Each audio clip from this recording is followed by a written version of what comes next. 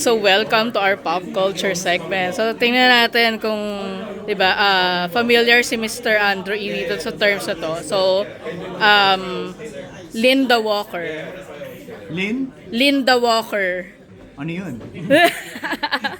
Sige, let me explain Linda Walker. Para siyang di ba uso yung mga Chinese na shorts ngayon, yung vertical, yung parang tigwa 1.5 minutes. So parang yun yung name ng bida. Parang ano siya, tagapagmana siya. Pero kahit tagapagmana siya, parang gusto niyang ipasa yung exam. Yung, yeah.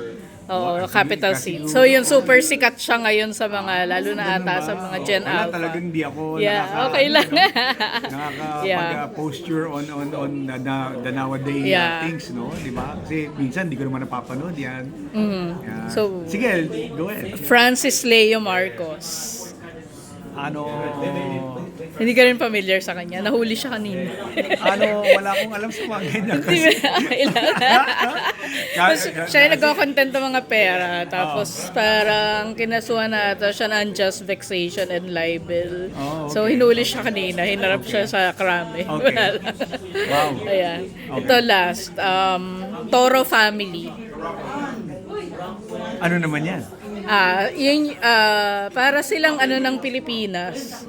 Kardashians. Talaga may ganon? Yeah, pero more on masa type kasi sila si Tony Fowler parang yung ano di basta yung kung na ano mo yun nag-trending na ano yung MTRCB kasi medyo sexy masyado yung ano yung malibog paglasing ganyan. Oo.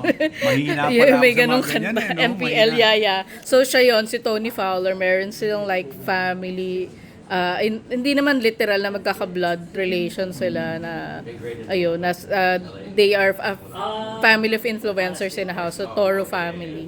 Oo, tapos sabi nga niya, sila daw pinakasikat na pamilya sa Pilipinas. No. So lagi silang may ano, para ka may PBB araw-araw. Yun lang. Oh, wow. Oo. So anyway, sige. Sige, thank you. Wow. Yeah. Wala,